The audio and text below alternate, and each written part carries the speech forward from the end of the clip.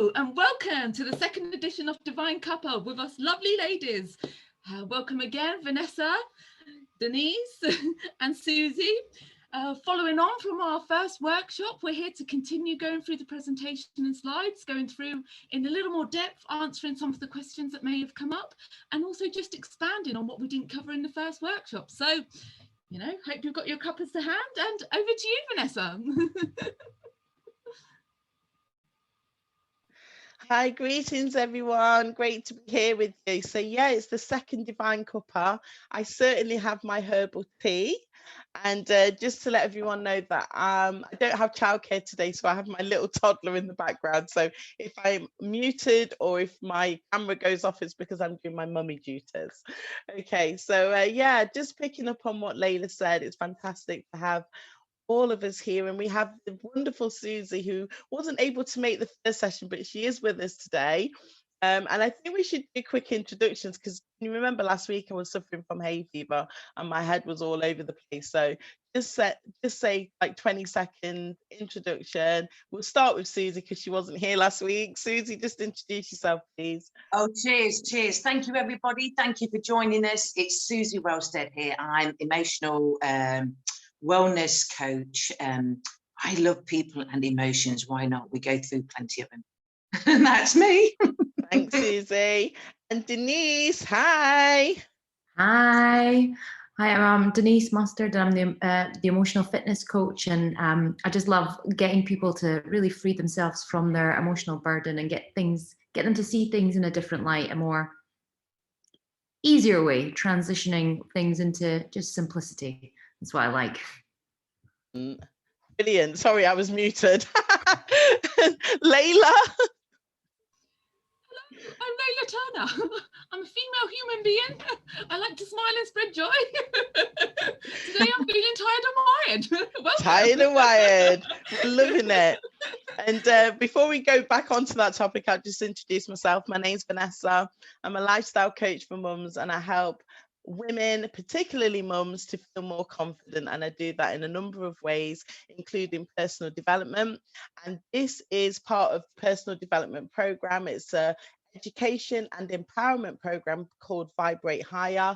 So if you're familiar with what we're doing, then welcome back. If this is very new to you, then we're actually helping women who are looking for progressive solutions to really help them to think about all of this chaos and confusion that's happening in the world. If you're looking for some answers, you wanting to know more about sovereignty, you wanting to know about how did we actually arrive here, then you're in the right place. So what we've been doing is actually taking you through the workshop slides that we presented in our first workshop, which was called Healing the Chaos and Confusion. And that workshop was really centered around the mind, the soul, and the body. I'm just going to bring up some slides. So we're talking, last time we couldn't go into the depths of it, but we're talking about divine law today. So I'll just bring up that slide, just one moment, please. Oh, and talk amongst yourselves. So talk about the tired and wired. I love that. Yeah, so Layla mentioned tired and wired, and don't we just feel that sometimes? Yeah, we feel that, how we feel so tired, but you're still wired at the same time. It doesn't make sense, Layla, so explain. But we do it. It's like another one of those life paradoxes, isn't it? You know, so where the opposites come together at the same time. Yeah. But you so get it, don't you, when you're so tired, but at the same time you're alive and you want to be in there doing something. It's hard to explain, actually. It's like you know, you've got that that curiosity and that wonder at the same time. It's that, oh, I really, you know, could just stay in bed. Well, I've been on a walk this morning, so I'm definitely wired, you know. But what I wanted to say, just for those of you that might be watching this actually as a visual, I've noticed that even though I've put the camera shot on the other side of the screen, it does still show on the other side when it's played back, so you might not be able to see the writing. The camera may be covering it, but it's important that you see our faces as we're doing this Divine Cuppa. So And thank you for just giving us that joy about Tired and Wired. We're talking about divine laws. This was part of my presentation, and it was talking about the universal laws that are given us from the creator, or that is source energy. You may have another word to describe higher power. And I was basically saying that there's no law higher than divine law. And I was really capturing this around natural law as well. So, I've been out for a walk this morning in nature. I love observing what I can see in nature because there's so much beauty, and even nature has its own natural divine laws. So, women on the call, do you want to just give me some feedback on what this slide means to you in terms of divine law, please? For me, it just means we need to, it feels like our kind of moral compass has gone off, and we need to go back and prioritize how we live life. Because I feel like a lot of people are good people, are caring, but the way that we are structured in the world, our society, is the opposite of that. And so when it should be love first, it's like, well, hang on, can we do this? There's always hesitation, there's always a resistance. That's what it feels like. So yeah, it's good to bring it back to like, who are we? What are we? What can we do on the basic principles of life, basically. That was fantastic. Thank you, Deniz. Anybody else want to add to that? What does divine law mean to you? I think it's coming back to the truth of who you are. And, we live in such a fast-paced society. We're going there again. The pandemic is over and people are fast. Just take a moment each time and be honest with yourself. Place your hand on your heart and just keep asking, is this what I want? Is this what I believe to be true? Because we get so bombarded with information that we don't even know what we want sometimes. But if you just do something as simple as this, just to keep following that truth and believe, it's like we said about faith as well, to have that, to know that it is the way forward. Yeah, I know I've got everything in the way, yet I know what's true to me, and that's what I choose to keep following. Fantastic. Thank you, Suzie. Layla, divine law. That's beautiful. I mean, what it comes back to, as you've sort of put it in the slide, there's the land, the common law, air, cardinal, the different laws, and what we know to be, law or the legal system, and what we have been following. And I love what Suzie said, is in, sort of coming back to your heart, to what you know is true. What is universal is what is known to us all when we look inside ourselves, what instinctively feels, right, what right to us. And as much as knowing what feels right, it's that step in taking the action and standing up for what you believe. So when you come across something, whether it's legal and it doesn't feel right, and there may be a consequence, are you still behaving or acting in a way that's true to your heart? Do you have the courage to follow through and do what your heart is telling you the right thing? So thank you. Back to you, Vanessa.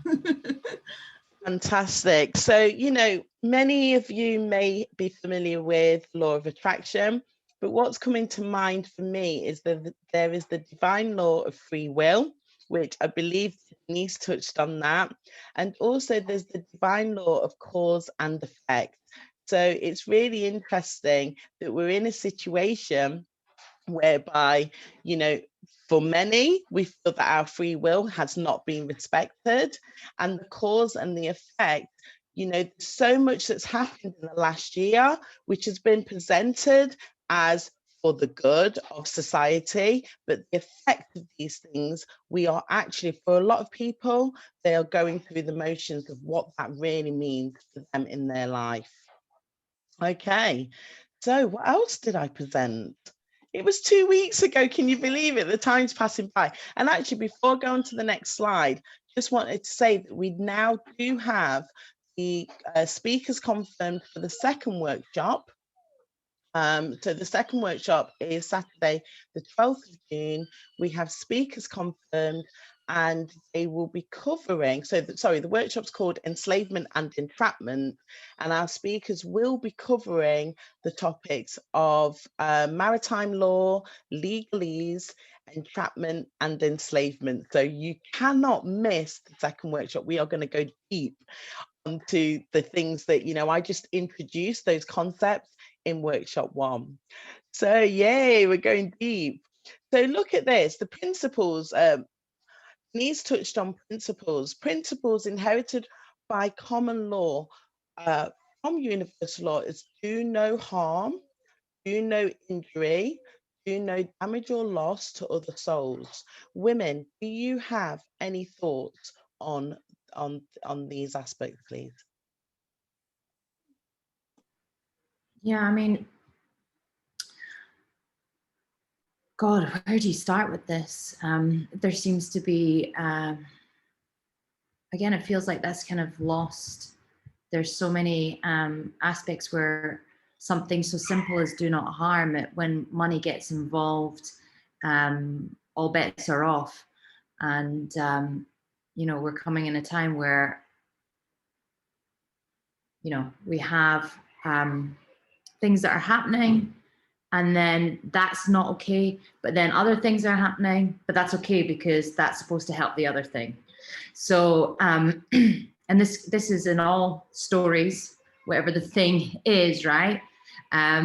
So yeah, I just feel like we as our society, as a, you know, especially like now when we're trying to be more conscious with the world as is, and you're trying to be conscious, say recycling, but then you're spending all this time recycling, and only like 5-6% of it gets recycled. And it's just sad that we don't seem to feel like whatever we try and do to better things, it doesn't seem to make a difference. That's what it feels like. It's kind of you're pushing against something. I don't know what you guys feel about that. I think for me, when you touch on it, Deniz, I think that's a really good point. But, you know, when you look at that, no harm, no injury, no damage, is that not we teach our young anyway? We teach our young kids it's no, you know, not to harm, not to injure, yet we lose it somewhere. And this has been happening for years, isn't it? That we're not aware of the damage that we're doing. And most of that damage sometimes is done through word and mouth. It's not the actions sometimes, it's the words that we're speaking. And you know, that's, you know, just looking at that, the harm, the injury, no damage or loss to other living souls, that's really powerful. That's really touching to think, yeah, that's how I believe I live my life. But why do we lose it? Where do we lose it? Can we always say it's about life experience and conditioning? Where is it? Because we all know the truth. It sits right with us. So yeah, I think, yeah, what you said was great. It just, I like it when it's like this because it really opens up that conversation that we hardly have. So I'm just grateful for the awareness and the opportunity to talk. Thank you, Suzie. Layla?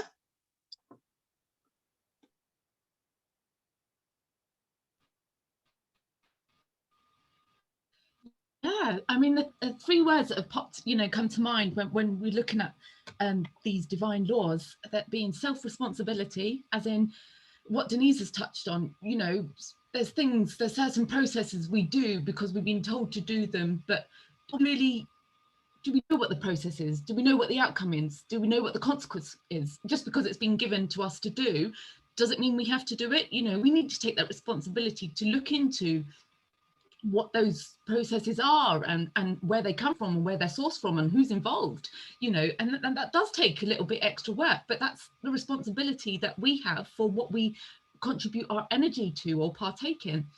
And that, you know, that comes down to where we're sourcing our food, how it's grown, who's involved in that. You know, there's so many elements. All these things touch on all aspects of our life. The second word that popped into my mind was questioning. And, you know, that comes into that element of self-responsibility. Questioning everything, critical analysis. A lot of the things have gone by because we just, you know, you think, okay, well, that's the way it is. Everyone else is doing it. So that must be, you know, the way things are. And you realize, well, no. There may be other ways. There may be something more to this. So the importance of questioning everything and applying that critical analysis. And the third one was, with all of these things, for me, it really comes down to intention. You know, harm, injury, damage, or loss can be very subjective to an individual, as in you can say something which can essentially be harmful to someone, but you may not be aware of that. So for me, it comes down to looking at intentions. So thank you. That's lovely, Layla. And the divine law that I want to present here is the divine law of oneness. So if we were actually to live on that intention of, you know, we are all one, we are all living souls, and we should love and respect each other as such. And, you know, we won't have the problems that we are dealing with in the world. Another point, I can't remember which one of you said it now, and I think it might have jumped straight out of my head, but I have written down infinite possibilities, rather. So there is the law of infinite possibilities. We are divine souls and we are creators, and it means that we can literally, and this is our slogan as a collective, we can create. You can create your own world, and together we can create the world that we really choose to live in. And, you know, it's really important that we remember that. And we, you know, my slide, my section was take back your power. And as divine souls, you have to recognize that the power is within you, as Suzie said. But when we come together, you know, in terms of being part of the higher consciousness, and as creative living souls, as representatives of source energy, then what we can do is just amazing. So a lot of the things we're living through is because we've given our power away. I know what I wanted to say. It was something about masks. I was thinking about it, how like I've been on a walk this morning, and then I've taken my partner to work, and I'm just like, why are some people like literally walking down the road wearing a mask and there's nobody else there? I just cannot get my head around it. So I can't remember which one of you said it, but for me, some other living souls, they've lost their power because they're not even using common sense about what, yes, it's okay to want to protect yourself. I'm not criticizing anybody who feels like they need to do that, but you need to have some kind of common sense behind this as well. So yeah. All right, so let's have one more slide and then we'll wrap it up. Oh, is this a big one? Social construct. It probably is quite a big one to end on. Okay, we've got 4 minutes. So I'm not going to go through the presentation again. If you're interested in what I actually said on this slide, you have to watch workshop 1, which if you're watching this on my YouTube channel, you will see it as part of my collection of videos. It's called Healing the Chaos and Confusion. But the social construct, let's just talk loosely around when you've had a comprehension about the social construct, what has that actually meant to you as an individual living soul? So any of you who want to talk about that, that would be brilliant, please. Say the question again. Sorry, that the house is really noisy. It's okay. Zenta's on mute. So. No, I was just saying, any of you that want to talk about what, when you've actually had the comprehension, as a living soul, you are living in a social construct, okay, where you're at the bottom, the people, okay, that's you. Yeah, and social construct has put itself in a higher position of authority than you as a divine sovereign being. How does that make you feel? Yeah, so you know, when I do like coaching sessions and get people to see things a certain way, quite often the ego comes up and it's like, well, I can't do that physically. There's certain things I physically can't do, right? Because there's certain beliefs and there's certain systems in place. Like, oh, I can't just be this because I've got bills to pay. I can't just do this because, you know, whatever. And so it limits us in our choices. It limits us limits us in our creation. And so we become less of a divine being and more of a cog in a machine. And I guess we are all aware that we are the cog in the machine. But I guess for me personally, like even this last year, even the last few months, I feel like I'm less of a cog in the machine and more observing the machine as is. And, you know, the whole Terminator and, you know, the AI's taken over. Like there's a part of it where it's almost, the analogy is true, where, you know, everything is dehumanized and it's all about, you know, propping up the system and working in the system. And yeah, it goes against everything that I teach being a soul, like being a soul being represents. Fantastic. I love that, cog in the machine. Anybody want to add to that, please? I'm only going to add a quick minute because, like you said, you rush for time, and I can appreciate the time. I'm finishing on what Deniz says. It is like living the matrix. It's either the red pill or the blue pill, you know. And so many of us are following sheep, as to say, and won't stand out, too scared to stand out, have given their power away. And that's why this, even the creation of this, like you said, getting people together to want to do this, is because we've all got that energy, we've all got that passion and fire that we all believe in. Fantastic. Thank you, Suzie. Layla? Yeah, I just wanted to say, I love how you've presented the structure that, you know, that has been in that form of the triangle, that, you know, pyramid, sort of that hierarchical. There is, you know, the minority on the top.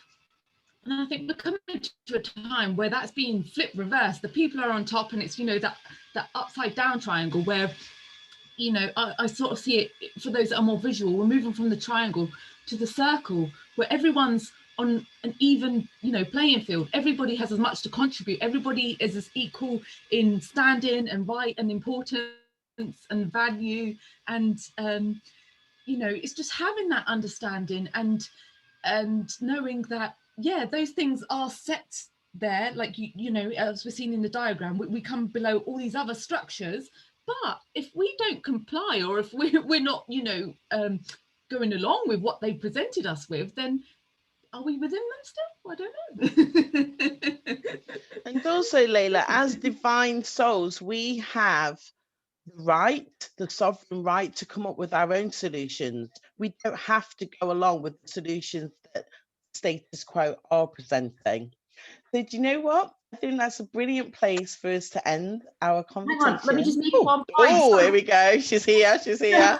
Because Layla made a really good point, and it just feels like there's a hierarchy. It's almost like as people, as I don't know what you would call it, but we always like to look up to somebody, no matter what it is or what sort of social construct, whether it is, you know, when even in the spiritual side of it, there's like, oh, such and such is, you know, is channeling this, and, you know, people see like celebrities and whatnot, they look up to certain people, they see them as like something that they haven't achieved or whatever. But if we can just focus on ourselves and what we can achieve, then we are all like raising each other up and working together to change things, because we're all here for a reason.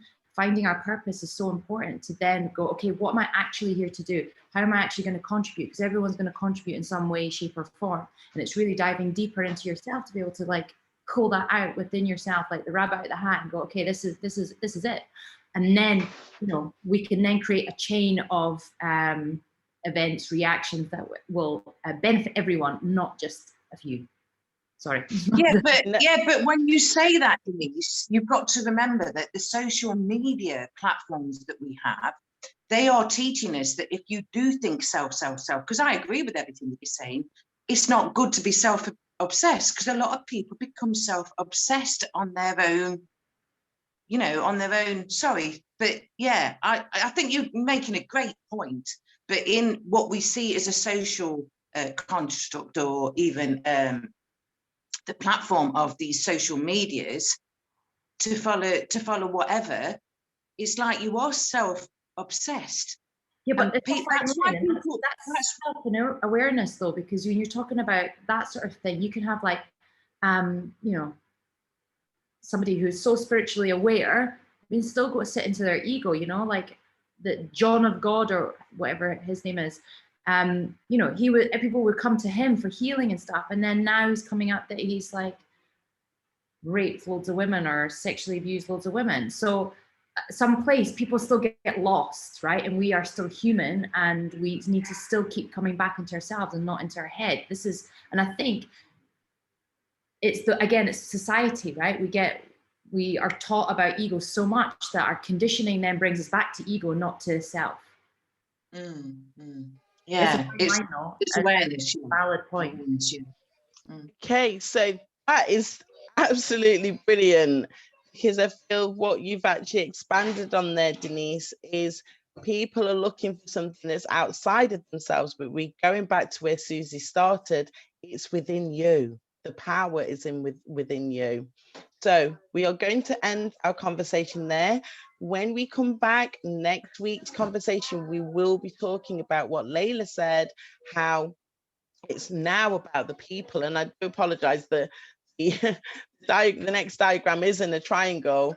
I really love the aspect of it being a circle, Layla, because then we are all honoring each other as divine living souls. You know, I'm not higher than you, you're not higher than me, and so on and so forth. So brilliant. So thank you so much to all of you. Collective team, we are called Vibrate Higher. We are here to help you to raise your vibration. We have a fantastic education and empowerment program that's set out for the rest of the year. We've got a membership offer. If you want more information, there will be a link at the bottom of this video. So please have a look at what we're doing. If you have any questions, then leave a comment and we will certainly get back to you and answer any questions that you may have.